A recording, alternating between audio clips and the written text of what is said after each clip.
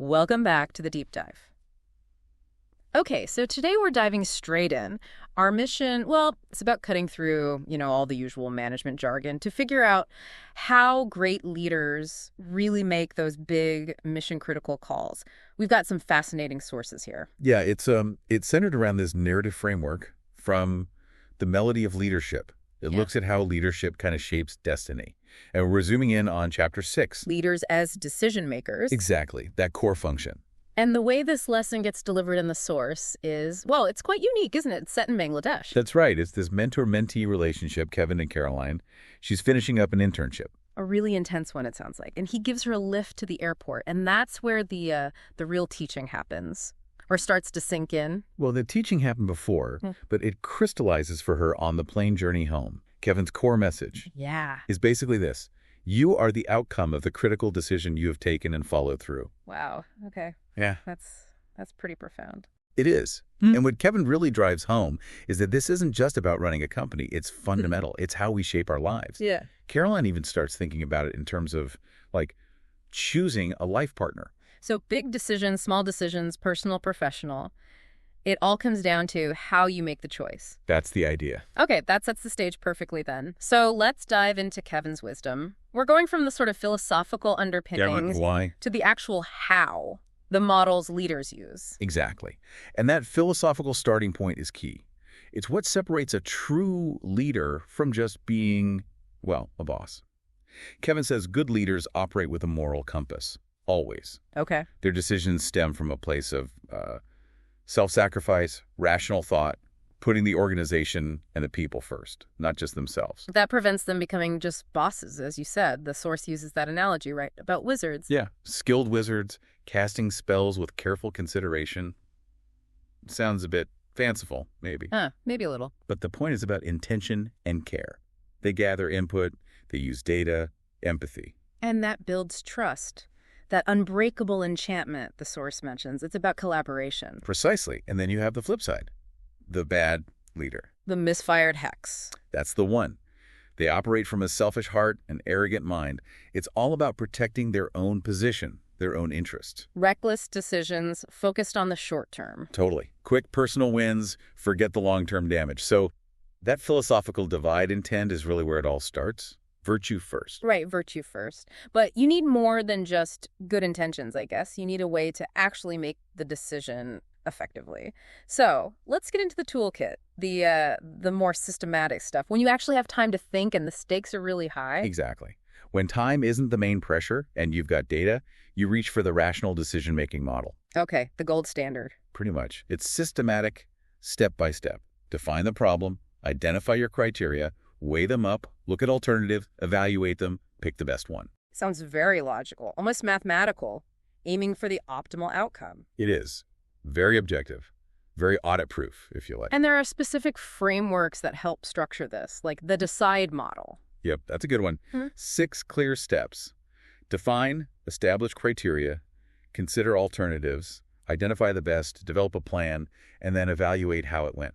Nice and neat. Keeps you on track. Definitely. Or for even more intense situations, there's Kepter-Trago. Right, I've heard of that one. Even more rigorous. Extremely rigorous. It forces you to systematically gather and prioritize every bit of relevant info against your objectives before you even think about the solution. Okay, so that's for the really big, complex decisions where you absolutely cannot afford to be wrong. You got it. Decisions that need to stand up to serious scrutiny. But I mean, leaders aren't doing Kepner-Trago for every single problem, surely. What about the more everyday analytical tools, the practical stuff? Oh, absolutely. There are simpler, high-utility tools used all the time. The classic pros and cons list, for instance. Can't beat it sometimes, just for clarity. Exactly. Just getting thoughts down on paper, visually comparing. Then you've got things like Pareto analysis. The 80-20 rule. The 80-20 rule. Yeah. Focus your energy where it matters most. Why fixate on the small stuff when 20% of the causes are creating 80% of the problems? It's about prioritization, really. Absolutely. Pure prioritization. And then the big one for strategy, SWOT. Yep. Strengths, weaknesses, opportunities, threats.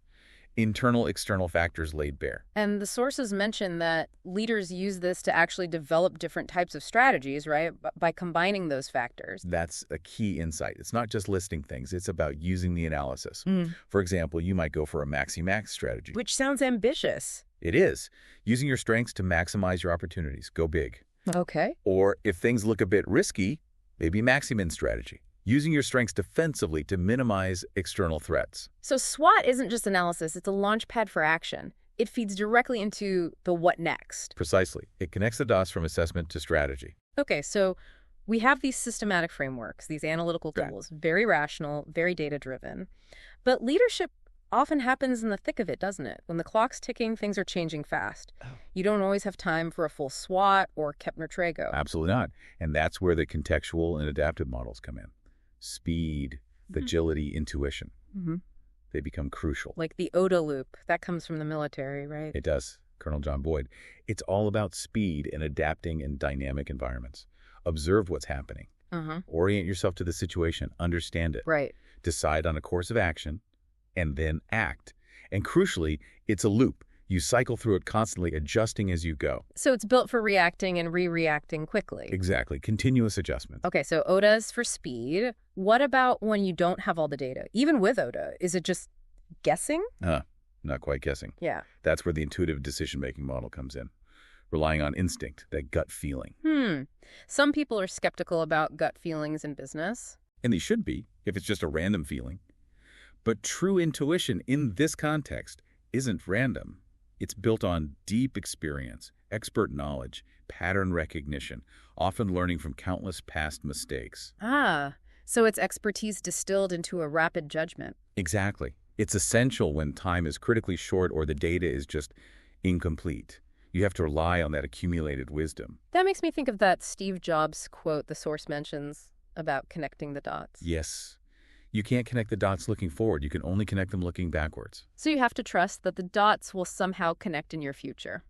That's associative thinking, isn't it? Seeing connections others don't. That's a big part of expert intuition. Seeing the patterns, trusting the process based on past connections. Okay.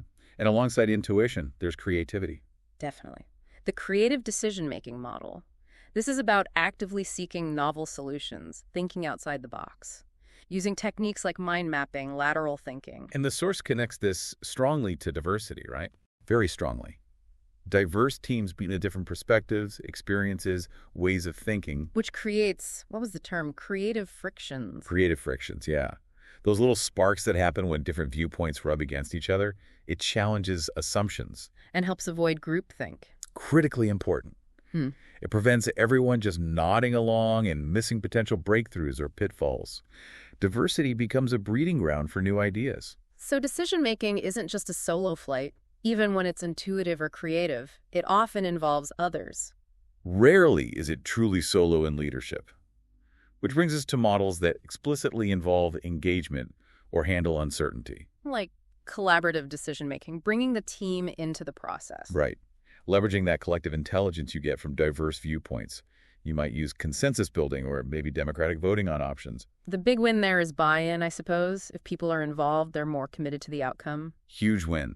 Ownership and commitment go way up. Okay, and what about when the future is just really foggy? You can't plan everything perfectly. That's where incremental decision-making comes in. Sometimes it's called muddling through. Doesn't sound very decisive.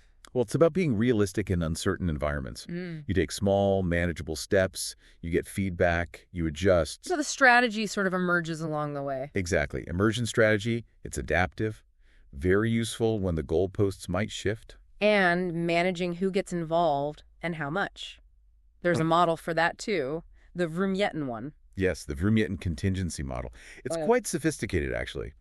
Based on situational leadership, it helps a leader figure out the right level of team involvement should I decide alone. Consult them. Decide together democratically. And that depends on the situation, the type of problem, how important it is, whether the team has the info, whether they need to buy in. It guides the process of choosing. So it's choosing how to choose. In a nutshell, yes. Choosing the right approach for this specific decision. Okay, so we've covered a lot of ground. Rational models, adaptive ones, intuitive, creative, collaborative. It's a big toolkit. But across all of them, good leaders apply a couple of final checks, sort of like guardrails. Right. What are those? First, Evidence-based decision-making. Even when using intuition, you constantly check against available data, facts, research. Minimize those biases. Grounding it in reality as much as possible. Always. And second, perhaps most importantly, the ethical decision-making model. Back to the moral compass. Absolutely. This is the final filter. Does this decision align with our values? Is it fair? What are the moral implications for everyone involved, all stakeholders? Integrity as the foundation. It has to be. It ties right back to Kevin's first lesson for Caroline. The moral compass guides how you use the entire toolkit. So it's really about matching the tool to the task, isn't it? The context, the urgency, the nature of the problem dictates which model or maybe combination of models a leader uses. That's the art of it. Not just knowing the models, but having the wisdom to select the right one for the right situation. A good leader carries that full mental toolkit. And the source material, the book itself, it weaves all these leadership ideas, decision-making, being a brand, an influencer, a visionary into that narrative, doesn't it? It does. It uses the story, philosophy, even bits of neuroscience and branding to make these concepts stick, to make them feel human. So the big takeaway for you listening is that good leadership isn't just about charisma or vision. It's grounded in purpose, in virtue, and executed using a flexible, adaptable toolkit of decision-making approaches, always aimed at serving the people and the goals. Well said. Okay, so here's the final thought we want to leave you with today. Think about Caroline. She took these models, learned in a business context, and started applying them to choosing a life partner. So the question for you is, when do you need to shift gears? When is relying purely on instinct not enough for a major life decision? Could you benefit from a really structured approach like a Kepner-Trigo deep dive or even just a detailed pros and cons list for something personal but critical? Yeah, like choosing your next career move. Which model fits that decision best for you? The fast OD loop, the super rational approach, maybe the situational Vroom-Yetten. Why that one? Something to chew on until our next deep dive.